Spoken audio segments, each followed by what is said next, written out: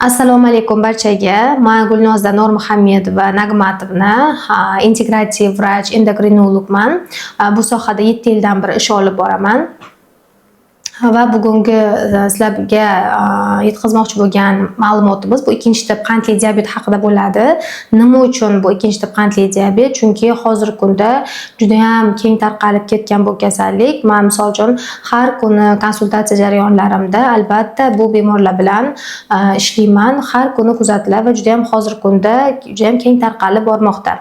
Xo'p, o'zi sizlarga birinchi navbatda qandli diabet nima o'zi? Qandli diabet qanaqa kasalligi shu haqida aytmoqchiman. Qandli diabetni ko'pchilik adashtirishadi. Birinchi tip va ikkinchi tipni o'zi ikkita tipi bo'ladi asosan. Birinchi tip qandli diabet va ikkinchi tip qandli diabet bor. Ikkalasini farqini aytib o'taman. Xo'p, birinchi tip qandli diabet bu asosan yoshlarda ko'proq kuzatiladigan kasallik bo'lib, bunda oshqozon osti bezi insulin ishlab chiqaradigan hujayralari ma'lum bir sabablarga ko'ra destruksiyaga uchrashi va oshqozon osti bezidan insulin ishlab chiqarish jarayoni buziladi. Ya'ni umuman insulin yetishmovchiligi kuzatiladi.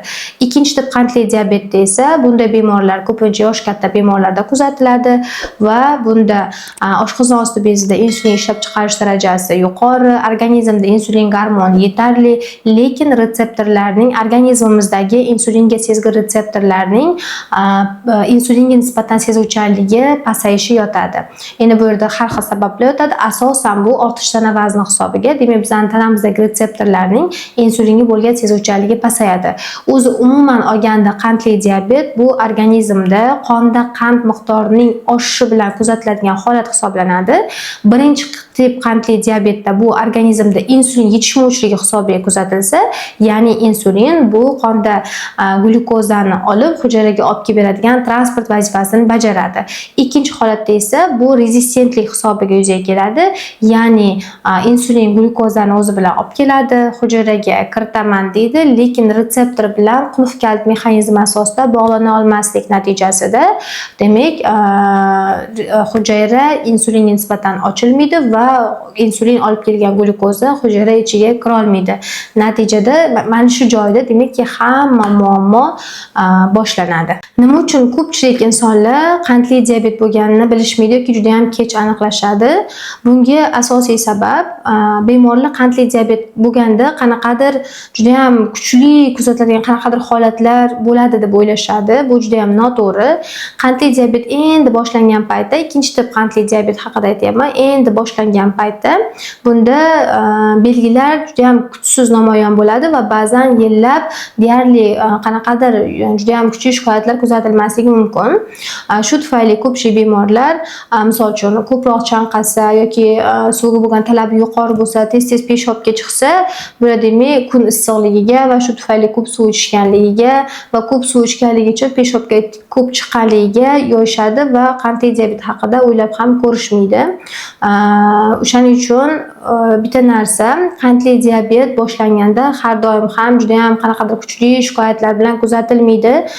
Ba'zan biz e'tibor qilmaydigan shikoyatlar bilan boshlanadi. Qandli diabet boshlanganda demak kuzatiladigan shikoyatlarni ko'rib chiqamiz. Birinchi bemorlar orasida kuzatiladigan shikoyat bu demak tez-tez peshobga chiqish holati bo'ladi. Asosan kechqurun uyquda misol uchun oldin bir marta yoki ko'pi bilan 2 marta peshobga chiqishgan bo'lsa, bunday bemorlar qandli diabet boshlangandan keyin demak 4 marta, 5 marta va undan ham ko'p bo'lishi mumkin. Tez-tez peshobga chiqish holati kuzatiladi. Nima uchun? Qonda glyukoza miqdori balandligi bo'lganligi hisobiga demak organizm bu shakarni chiqazish maqsadida peshob orqali shakarni chiqazishga harakat qiladi va tez-tez peshobga chiqish holati kuzatiladi. Agar bemorlarda demak mana shu holat kuzatilsa, e'tiborsiz qoldirish kerak emas. Kechqurun peshobga 2 martadan oshiq chiqish kuzatiladigan bo'lsa, demak albatta bu yerda e'tiborga olish kerak. Qonda qand miqdorini tekshirib ko'rish kerak bo'ladi. Ikkinchi kuzatiladigan holat esa bu demak chanqoqlik holati, suvga bo'lgan talab juda ham oshib ketadi. Ko'p miqdorda tez-tez suv ichishadi, og'iz qurib ketaveradi. beradi. Lekin suyuqlik ichganda esa suvdan to'yish hissi, suv ichganda qoniqish hissi bo'lmaydi. Suvdan to'yish bo'lmaydi, chunki qonda glyukoza miqdori baland bo'lgani uchun organizm demak avtomatik ravishda suyuqlikka bo'lgan talabni oshirib beradi.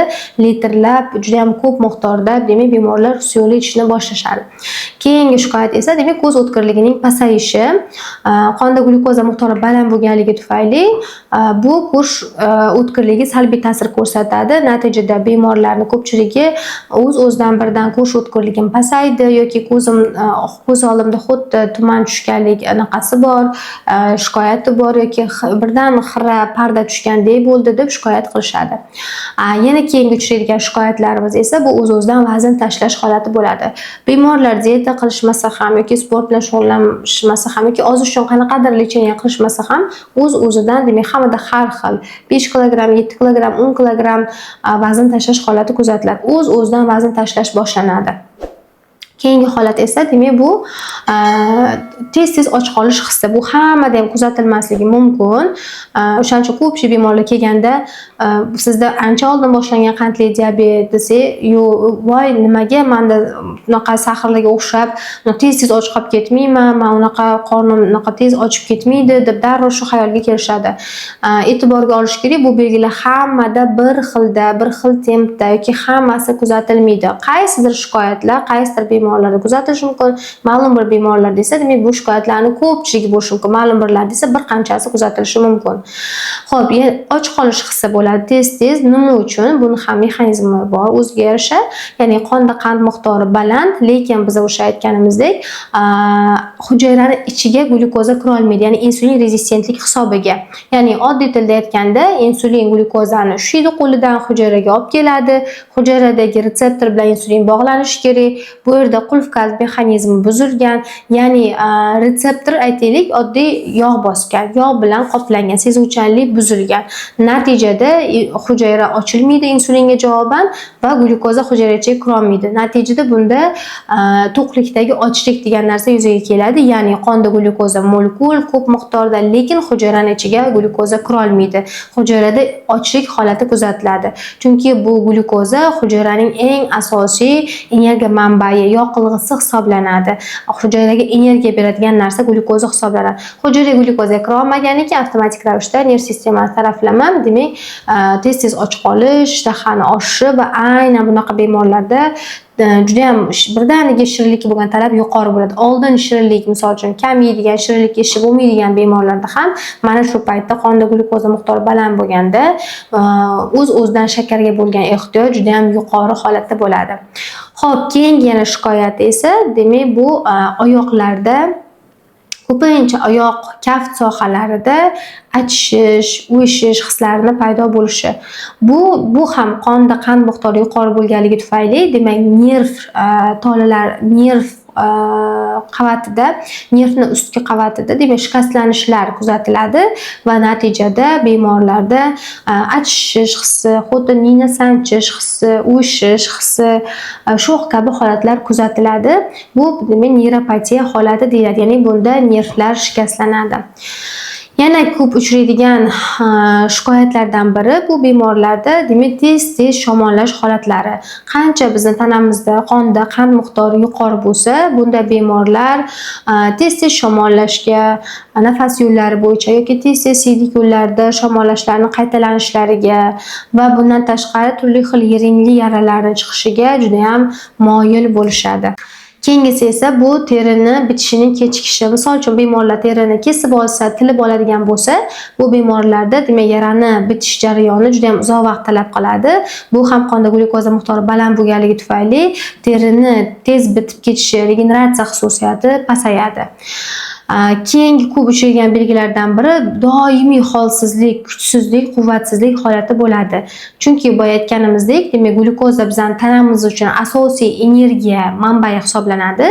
hujayracha glyukoza kira olmagandan keyin butun tanada xuddi shu jarayon amalga oshadi. Miyada va boshqa to'qimalarda glyukozaga bo'lgan talab oshadi, lekin hujayrachada glyukoza miqdori past bo'ladi. Hujayradan tashqari qonda glyukoza miqdori baland bo'ladi. Natijada butun tanada energiya yetishmovchiligi, tanqisligi yuzaga kelib, bemorlarda doimiy holsizlik, charchoq, uyquchanlik holatlari kuzatiladi. Prediabet holati haqida aytib o'tmoqchiman. Prediabet holati bu qandli diabet bo'lishidan oldingi holat hisoblanadi. Ya'ni uni oddiy til bilan aytganda, sog'lomlik holati qandli diabet holati bilan ikkalasi orasidagi oraliq holat hisoblanadi.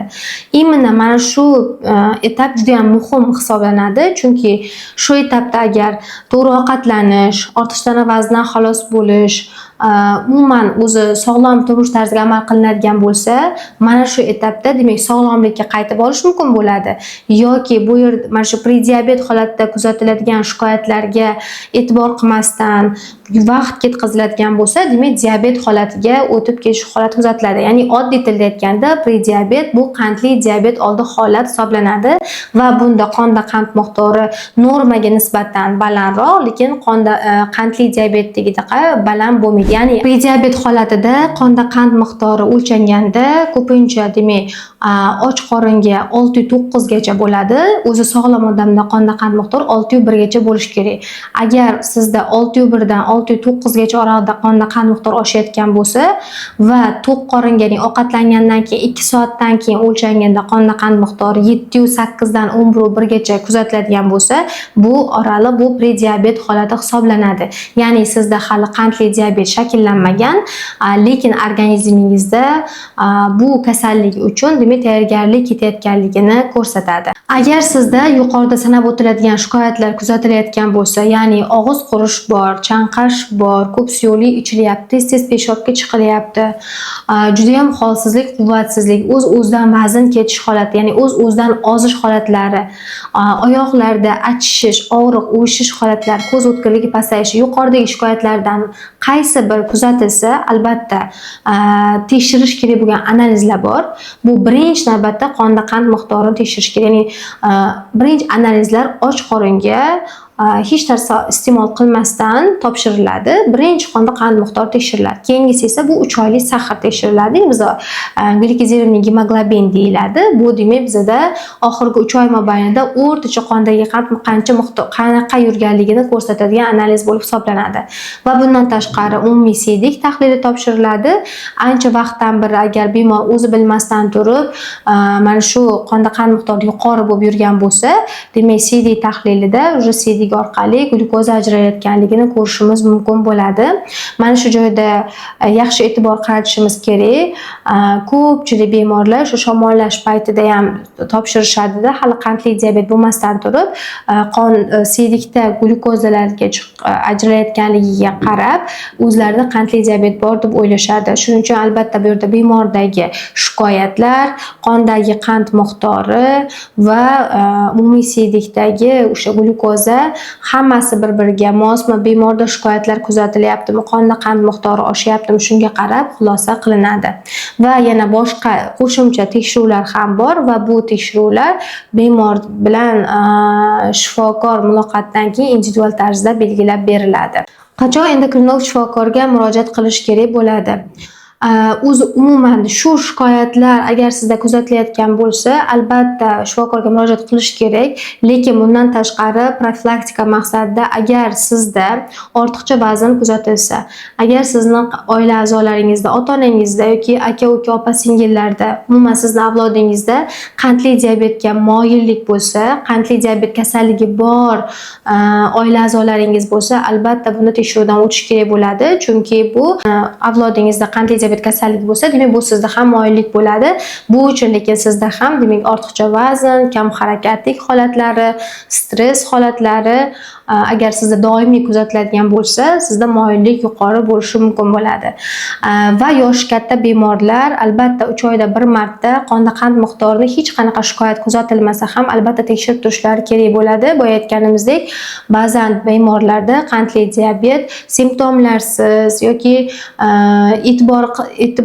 e'tibor tortmaydigan ma'lum bir shikoyatlar bilan boshlanishi mumkin. Shu tufayli hech qanaqa shikoyat kuzatilmasa ham yoshi katta insonlar 3 oyda bir marta qonda qand miqdorini tekshirib turishsa, bu faqat ular uchun foydadan xoli bo'lmaydi.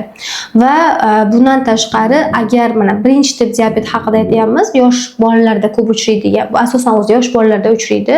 Agar farzandingiz o'z-o'zidan vazn tashlashni boshlasa, o'z-o'zidan ozishni boshlasa va juda ham ko'p miqdorda suyuqlik ichib, kechasi tez-tez peshobga chiqishini sezish bilan qonda qand miqdorini albatta tekshirish kerak. Bu yerda vaqt yutqizish kerak bo'lmaydi. Shu joyda bir narsani aytib o'tmoqchi edim. Bitta holat kuzatilgan. 13-14 yoshli qiz bola 5-6 oy davomida ozish kuzatilgan, juda ham litrlab suyuqlik ichgan, peshoblarga chiqib, tez-tez peshobga chiqish holatlari kuzatilgan, lekin nimagadir oila a'zolari tomonidan vrachga olib borilmagan. Bunga nimagadir oddiy hol deb qaratilgan va oxiri bu qizchada o'sha koma yuzaga kelgan, ya'ni komaga tushgan va reanimatsiyaga tushgan. Va bu yerda qizchaga juda ham harakat qilishgan vrachlar, uni holatini yaxshilashga, qonda qand miqdorini normallashtirishga, komadan chiqarishga harakat qilishgan, lekin qizchada bu qandli diabet birinchi tip o'sha ma'lum bir vaqt davomida, o'sha uzoq vaqt davomida qonda qand miqdori yuqori bo'lib yurganligi uchun o'sha uni asrab qola olishmagan. Bu yerda demak ota-onalar ham e'tiborli bo'lish kerak bo'ladi. Farzandi o'sha ozishini sezdimi, ishtahasida o'zgarishlar kuzatildimi, holsiz charchoq bo'lyaptimi, suyuqlik me'yordan ko'p ichishni boshladimi, normaga nisbatan tez-tez peshobga chiqish boshladimi, kechasi misol uchun bolalarda bo'ladi. Ota-onasi ho'llab qo'yyapti deb shikoyat qilishadi. Albatta bunday holatlarda demak qonda qand miqdorini tekshirish shart. Agar yuqoridagi shikoyatlardan birortasi sizda ham kuzatilayotgan bo'lsa, albatta vaqt o'tkazish kerak emas. Qonda qand miqdorini tekshirish va shifokorga murojaat qilish kerak bo'ladi. Hattoki bu shikoyatlar kuzatilmasdan oldin shunchaki sizda ortiqcha tana vazni bormi, bu belgini o'zi ham sizda keyinchalik qandli diabetga bo'lgan moyilligingiz yuqori ekanligini ko'rsatuvchi belgi hisoblanadi. Tana vaznini albatta korreksiya qilishga harakat qilish kerak. Ratsiondan yengil hazm bo'luvchi uglevodlar, demak shirinliklar, xamir ovqatlar, fast foodlarni albatta cheklash kerak, harakatni ko'paytirish kerak. Hozirgi kunda hammaga biz 10 000 qadam yuring, sport bilan shug'ullaning deb tavsiya bermaymiz. Bunday holatlarda demak qandli diabetga bo'lgan moyillik ancha pasayadi va bundan tashqari uyqu rejimlariga amal qilishni tavsiya qilamiz. Hozirgi kunda juda ham ko'p holatlarda bemorlar kech uxlashadi, 12, 1, 2 qilib uxlashadi va uxlaguncha yana ular ovqatlanishadi. Ko'pchilikdan so'raymiz biz, buni holatida ko'pchilik shirinliklar iste'mol qilishadi. Ya'ni kech uxlaganligi uchun orada ularda och qolish hissi paydo bo'ladi va natijada ular shirinliklar yeb yotishadi. Va buni o'zi sekin-sekin ularda ortiqcha tana vazni paydo bo'lishiga, insulin rezistentlik rivojlanishiga, natijada ikkinchi tip qandli diabet paydo bo'lishiga sabab bo'ladi.